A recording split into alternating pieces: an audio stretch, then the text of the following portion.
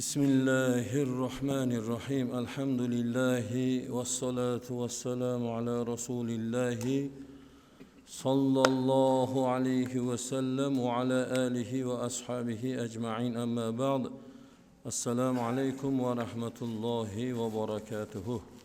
Mübarek Ramazon oyini kechaginde intiqlik bilan kutayotgandik. Ko'z ochib yumguncha fursat o'tmadi, 4-kuni o'tib ketdi. Xudoyim 4 kunini ro'za bilan o'tkazdik. Dargohida qabul bo'lgan ro'zalarni tutgan bo'laylik. Jamolini va'da qilgan. Juda katta mukofot tikilgan bu amaliga. Rayyon eshigi va'da qilingan. Naqd va'da.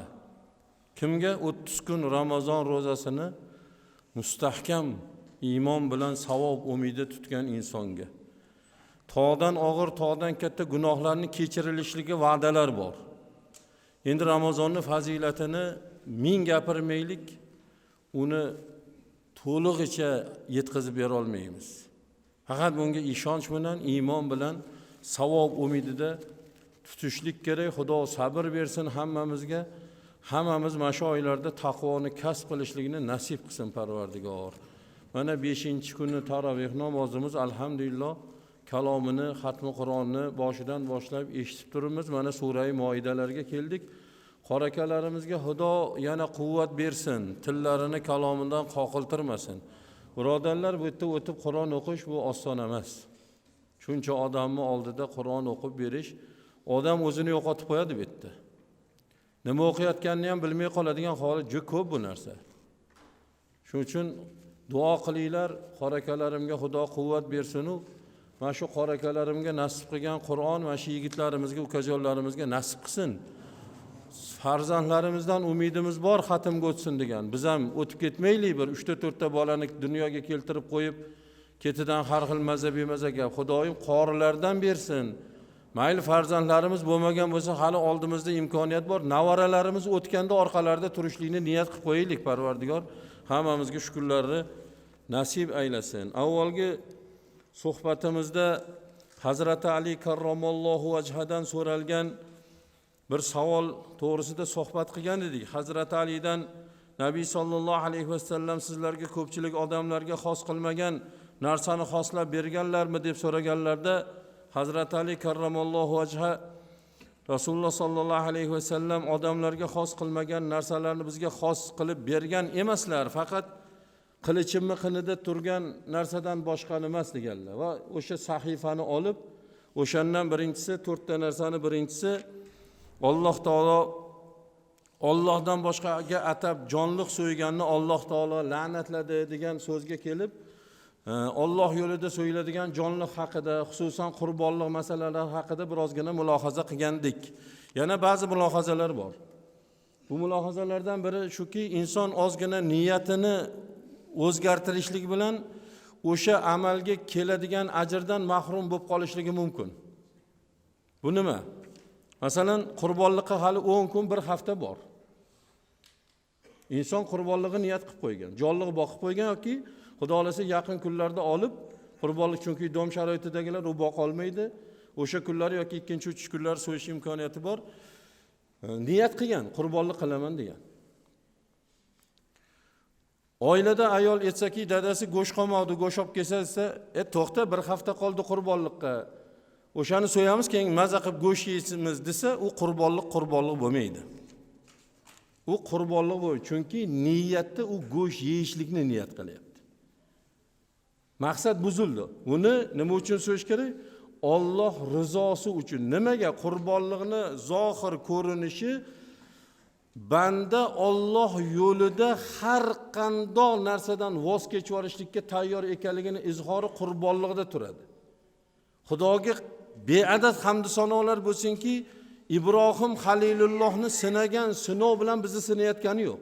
Ibrohim Halilullohga katta sinov kelgan. O'g'illar Ismoil alayhisalomga katta sinov kelgan. O'g'lingni so'yasan degan. Allohning amri muhokama qilinmaydi. Bundan voz ham kechib bo'lmaydi, itoatsizlik ham qilmaydi. So'yishga tayyor, o'g'illariga "Men seni tushimda qurbonlik qilayotganimni ko'ryapman, bolaginam" deyaptilar, ishora qilib. Dadajon, sizga Alloh buyurganini qiling deyapti. Men tayyorman. Meni sabr qilguvchilardan topasiz deyapti. Shu sinov bizaga bo'lsa, Ibrohim Xalilullohdek jur'at qila olarmidik o'g'limiz bittasini so'yib yuborishga? Xo'p, bizlar jur'at ham qildik deylik. Shunga tayyormiz. Qaysi o'g'limiz bo'ynini pichoqqa tutib beradi? Uka aytadiki, "Dada" deydi, "ikkita bolam bor. Mendan keyin kim boqadi buni? Ana ukamni so'yavering, hali bo'ydoq" deydi. Uka aytadi, "Akamki ikkita bolali bo'ldi. Meni orqamdan kim qolyapti" deydi. Mana shunda qilib Allohning farmoni sansolar bo'lib, Allohga osiy bo'ladi. Xudoga shukr, bizlarga bitta jonliq so'yishlikni vojib qildi. Faqat niyatda nima uchun? Allohning yaratganini rizo uchun. Yana 3-4 yildan beri bir narsa paydo bo'lib qolgan. O'ziga to'q boy odamlar qurbonlik kunlari qushxonalarda so'ydirib, mayli qayerda so'yishdan qat'iy nazar so'ydirib, o'sha jonliqni go'shini tortib pul berayotgan holatlar bor. Bu durust emas bu. U go'sht sotib olgan bo'ladi bu. Bunaqa tadbirni mayli boshqa narsalarda, men orzu-havaslarda ishlatsin, qancha qilsa, tejamkorlik qilsa qilsin, faqat Allohning rizosida emas bu. Chunki lan yanalullohu luhumuha va la dima'uha valakin yanaluhu minkum taqvo deydi. Sizlarni so'yayotgan qurbonliklaringizni go'shi ham, qoni ham Allohga kerak emas deyapti. Menga kerak emas u go'shinglar. Sizlardagi taqvo kerak xolos. Alloh shuni bizga buyuribdi. O'sha buyurilgan bandalar ichida menga vojib ekan, Xudo qurbonlik qilishga qodir ham qilib qo'yibdi, qo'limga mablag' berib qo'yibdi. Endi yaratganning rizosi uchun so'yaman deb qimmat kamarni bog'lash kerak. Yana ba'zilar keladi, ta'sir mashina oluvdim, bir vaqt ajratsa xo'roz so'yib ehson qo'rsam deydi. Mashinani necha mingga oldizsam 18 mingga oldim. 180 ming yebdi qo'zi oling-chi, bu raqam o'xshasin deyapman. Insonda himmat ham bo'lish kerak bir yaratganning rizosi uchun. Ha deb haligi mashinani otbetga urib olsa yoki bu qilsa temirchilarni peraga deb qatlama qilish kerak emas anutga. Buni yaratganni rizosi uchun shu balo sandan yengilgina o'tib ketdimi? Bir yetimlar bor, miskinlar bor. Seni duo qiladigan, ko'rgan kechirganing shu bo'lsin deydigan. Xullas Alloh yo'lida qilayotgan amallarimizda u qurbonlikmi yoki biror bir moddiy yordammi faqat yaratganning rizosini niyat qilish kerak, boshqa narsani emas. Xo'ja ko'rsinga birov ko'rib qo'ysin, birov bilib qo'ysin emas. Yaratgan ko'rsin, yaratgan bilsin, yaratgan qabul qilsin degan narsani niyat qilishimiz kerak. Ikkinchisi, yer belgilarini o'g'irlaganni Alloh taolo la'natlaydi dedilar. Buni nima degansa, Shayx hazratlar aytadiki, masalan, odamlarga bir dala joylardan uchastkalar taqsim qilib, 5 sotixdanmi, 3 sotixdanmi, 6 sotixdanmi bir yer taqsim qilib, masalan, hokimiyat tomonidan qoziqlar qoqib beriladi. O'sha qoqilgan qoziqni qo'shnisidan bildirmagan holatda 1 metr yog'baq yoqib bu yoqqa surib qo'yishlik. O'ziga surmaydi uni hech qachon. Sursa yoqqa suradi, bu yoqqa surmaydi. Shundaqa insonlarni Alloh taolo la'natlagan deyaptilar. Bir birodarimizda xuddi shu holat bo'lgan. Hozir esimga tushib qoldi. Bizga deydi, yer ajratildi. Katta bir dala joydan hammamiz borib, qo'ni-qo'shnilar bilan o'sha yerdagi qoziqlarni qoqib belgilab oldik. Ertasi kuni borsam deydi, yonimdagi bir hoji buva edi deydi. Qoziqni 1 metr, 1,5 metr bu yoqqa surib qo'yibdi deydi. Men tomonga surib qo'yibdi deydi. Qani endi tushuntirib bo'lsa bu odamga deydi. Voy hoji buva, keling o'lchaylik, metr tortaylik, mana unchadan. Mana siznikini o'lchaylik, mana uncha. Bu mumkin emas. Kecha mana u yerda edi qoziq o'rni. Men aytdim, yo'q, bu meni yerim, meniki. Voy Xudodan qo'rqmaysizmi? Oxiratda nima deysiz deb gapirib qolsam deydi. O'sha oxiratdagi jannat patnalaring senga bo'la qolsin, menga shu yerni bersang bo'ldi deyapti deydi. Hoji buani gapi bu. Mana bu insonlarni, mana shu aytilayotgan gapda Alloh taolo la'natlagan deyapti. Yana bir mulohaza. ko'pgina eski shahar yoki eski rayonlar bor, eski avvaldan bir necha yil oldin qurilgan.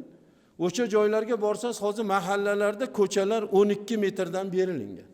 Lekin bu tomon ham 3 metr, bu tomon ham 3 metr chiqib olgan, o'rtada 6 metr qolgan. Biror bir o'sha mahallada o'ldi yetdi yoki bir ehson bo'lsa, hamma yoq muammo. O'rashib olgan. Mana bu mumkin emas bu narsa. Mayli 1 metr chiqsin, 1 metr. 10 metr qoladimi? O'rtadagi yurgan mashina bir-biriga xalaqit ham qilmaydi yoki ehson qilganda birorga malalim kelmaydi. Lekin uni chiqishib olgan bemalol. Agar u chiqqan joyi mana bu yerdan haliga reshotka tortgan bo'lsa, agar uni haqqi bo'lgandaydi, u eshigini, darvozaning ichida bu ko'chani, yurtni haqqi, mahallani haqqi bu. Odamlarning haqqi. Buni hech kimning haqqi yo'q uni o'rab olishga. Ba'zi birlar endi haliksal puli borlari 4 metr o zontik chiqarib olganlar yo'q ko'chaga. Qachon bo'lsa xalaqit beriladi. Mana bu narsalar mana shu la'natga sabab bo'ladi, birodarlar. Yana o'sha ruxsatsiz, ya'ni qo'shnisiga bildirmagan holi, ruxsat qilib so'rasa, 1 metr kerak edi, shu yerdan bering, yoki 2 metr kerak edi, bering desa yoki shundoq qurib lozim bo'lsa Alloh uchun yoki biror mablag' evaziga bo'lsa, unda boshqa gap.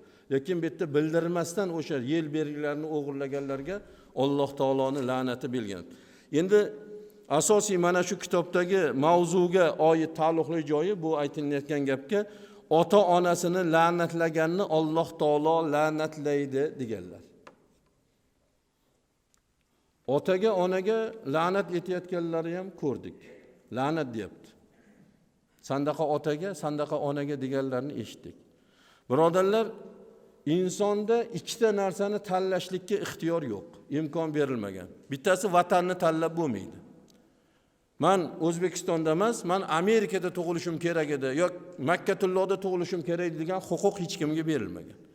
Bir, ikkinchisi, inson ota-onasini tanlashlik huquqiga ega emas. Men bulardan emas, men palonchilardan tug'ilishim kerak edi degan ixtiyori yo'q. Ota-onani la'natlashlikni birinchi turi farzand o'zini otasiga, onasiga masalan sizga la'nat bo'lsin degan mazmunda bo'lsa, ikkinchisi la'natga sabab ish qiladi ko'chada. Kimgadir zarar beradi. Kimnidir masalan mana boya Hazrat domlalarimiz aytgandek, kimnidir narsasini o'g'irlaydi. Nima deydi endi u molini o'g'irlatgan odam nima deydi? Har holda duo qilmaydi. Padaringga la'nat deydimi? Deydi. Yoki kecha 2 kun oldin internet tarmoqlarida ko'rgan bo'lsanglar, haligi yo'lda qoida buzarlarga nisbatan haligi qo'shtirnoq ichida tadbirkorlar bor-ku. Agar tadbirkor deyish mumkin bo'lsa, shularni. Bitta mashinani 15 minut ichida 3 marta olgan. Eshitgan bo'lsanglar, ko'rgan bo'lsanglar. Kichkinagina video rolik o'shani o'zida bir 10 martacha la'nat etyapti. Padaringga la'nat sallar deyapti. O'zi 1,5 million so'm oylikka ishlasam, men buni qayerga yetkiz, jarimaga to'laymi deyapti yoki ro'zg'orimga to'laymi deyapti. 15 million olgan odam ham la'natlaydi bunaqa ish. Bu la'natlar ana shu insonlarni to'ppa-to'g'ri otasiga, to'ppa-to'g'ri onasiga, chunki bu yerda zulm bor. O'zi ma davlat tomonidan qo'yib qo'yganga ham to'lasa katta gap. Qora xat kelib qolyapti orqada. Shunga to'lasak ham katta gap. Mana bunaqa la'natga sabab bo'ladigan ishlarni farzand qilmaslik kerak.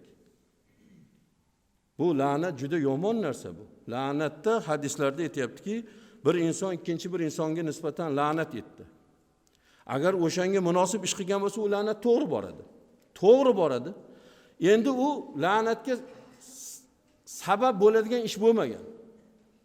La'nat chiqar ekan, o'sha la'nat aytilgan tomonga insonga borar ekan, qarasa kirishlikka joy yo'q, yo'l yo'q. Arshga chiqib, qavog'orini singari g'ong'illab turar ekan. So'rar ekan Robbingizdan, nimaga sen g'ong'illayapsan-sa? Amani palonchi bandang, palon bandanga yo'natgan edi la'natlab. Borsam u bandanga kirishlikka yo'l yo'q menga, yo'l beka hamma. Hech unga la'natlikka arzigulik ish yo'q. Nima qilay desa, la'nat aytguvchini o'ziga borgin der ekan. La'natni ham aytishdi birodarlar, sal shoshqaloqlik qilib qo'ymaslik kerak ekan.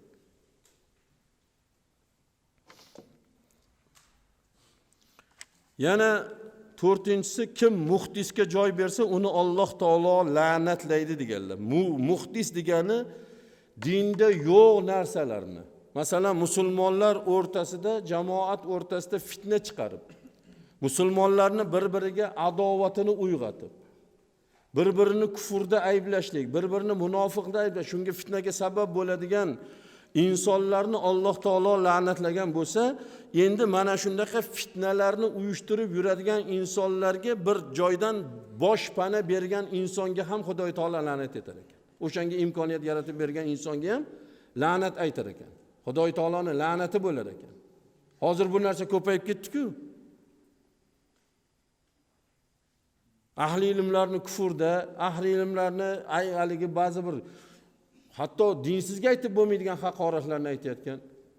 Mana bu narsalarga imkoniyat yaratib bergan yoki shu yo'lni tanlagan yoki shu yo'lni tanlaganlarga joy ajratib imkoniyat yaratib bergan insonlarga Alloh taolo la'natlar ekan. Alloh taolo barchamizni la'natga sabab bo'ladigan ishlardan o'zi asrasin. La'nat oladigan odamlardan bo'lib qolmaylik. Zurriyotlarimizdan bunaqa insonlar chiqmasin. O'zimiz ham birovga la'nat aytishlikda biroz insof qilib, shoshqaloqlik qilmasdan insof qilishligimizni ham Xudo taolo nasib qilsin. Yana bir aytadigan bir masalamiz, mana alhamdulillah Ramazon ro'zasini tutyapmiz. Lekin ko'p insonlarda ko'cha-ko'ylarda yoki telefon orqali ba'zi bir savollar ko'payib ketyapti. Ro'zaga taalluqli gaplar ko'p. Ro'za masalasini bu bilmasligimizdan. Shundan bizning mana ertadan bir vohaga 4-5 kunlik bir xizmat safarimiz bor. Iltimos qilgan bo'lardi Atg'am qorakamlardan shu shayx hazratlarni haligi hadis va hayot kitoblaridan ro'za kitobinimi yoki kifoya kitoblaridanmi bir 10 minut aytib berganlarda yaxshi bo'lardi. O'sha ro'zaga taalluqli, chunki hammamizga yetarli masalalar. Bu ro'za masalasini bilishligimiz bu farzi ayn bu. Chunki bu juda katta ibodat bu. Ro'zador nimalar qilishlik kerak, nimalarga e'tibor qilishlik kerak, ro'zalarimiz qachon buzilib qoladi, buzib qo'ygan inson qasddan buzsa, qasddan buzayotganlar ham bor hozir. Bir nechtasi murojaat qildi, o'sha nafsini tiya olmasdan, o'sha asosan yosh yigitlar ayoli bilan o'sha bu narsani kafforati nimadan iborat, bu hazillashadigan narsa emas bu narsalar. Mana shu masalalar to'g'risida ozgina o'qib berib turganlarda yaxshi bo'lardi. Hatto yoshi ulug'larimiz ham bu masalalarda hali ancha ilmsizligi ko'rinib turibdi. Bir katta otaxon, bir 60 yoshlardagi otaxon telefon qilyapti. Navaramni o'pib qo'ydim, ta'sir ro'zam buzilmaydimi? deyapti. Navarani o'psa ro'za buzilmaydi. U navarani chunki hech kim shahvat bilan o'pmaydi. Men aytaman, ro'zasi buzilmaydi, lekin buvisiga xushyor bo'ling deyapman. Shunday masalalarga bir yanada o'zimiz bir ma'lumotga ega bo'lsak, o'zimiz uchun hali oldimizda 25 kun ro'zamiz turibdi hali. To'g'rimi? Ehtimoldan xoli emas, ertaga biror bir mana shunaqa masalalarga ro'para kelganda bizlarda nima talab turibdi oldimizda? Shariat talabi nima? Ro'zani durust bo'lishligi uchun qorakamlardan iltimos qilamiz, ertadan bir 10 minut Xudo xolasa. Alloh taborak va taolo avvalom Hazrat domlarimizning darlariga shifo bersin. Boy Alloh rozi bo'lsin. Zo'rg'a kelib ketdilar, juda qiynaldilar. Shifo bersin Parvardigor jamoatimiz baxtiga, dinimiz baxtiga, musulmonlar baxtiga. O'ziga omonat Allohim olayotgan shifolarni o'ziga em qilsin. Xudoyim salomat jamoatimizga kelsinlar. Butun bemor ahli mo'minlar dardiga shifo bersin. Bugun bir nechta yigitlar xursandchilik xabarini aytdilar, jumlada mana do'stimiz bugun jumadan kelgan o'g'il farzandli bo'ldim deb ism so'rab yana bir ikkita birodarlarimiz Xudo shu bugun dunyoga kelgan butun musulmon olamidagi bandalardan Xudo diniga xizmat qiladiganlardan qilsin. Haqiqiy muttaqi musulmonlardan qilsin. Oralarimizda uylanib qachon men shu xush xabarni qachon eshitar ekanman, qachon meni hayotimga xush xabar bo'lar ekan deb necha yildan beri tirnoqqa zorlar bor. Allohim g'oybi xazinasidan bugungi juma kuni Ramazonning birinchi jumasida dunyoga kelgan go'daklarni hurmati befarzandlar oilasiga Xudo farzand solih bersin, solihalardan bersin. Shirin shakar navaralar bersin. Umidda o'tirganlar qancha ko'z yoshi bilan baxti ochilmagan yigitlar bor, hali juftini topolmagan qizlarimiz bor. Allohim baxtini ochgin. Allohim qarzdorlar bor, g'oybi xazinangdan najot bergin. Qarzlardan qutulib qarz beradiganlardan qilgin.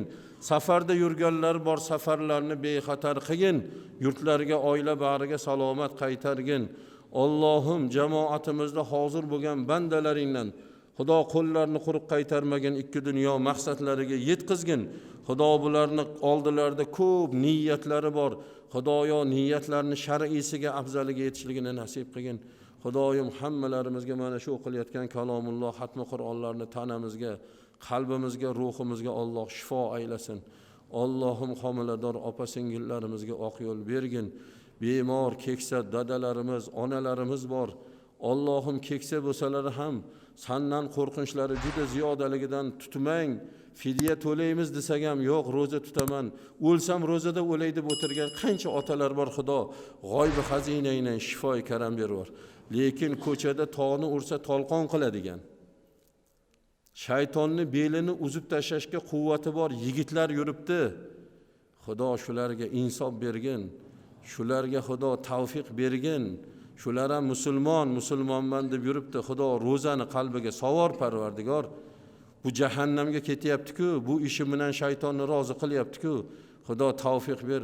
Ko'chalarda shularni ko'zimizga Xudoyo yomon ko'rsatib qo'ymagin, insof bergin Parvardigor. Va sallallohu ta'ala ala xayri xalqihi Muhammad va ala alihi va ashabihi ajma'in bi rahmatika ya arhamar rohimin.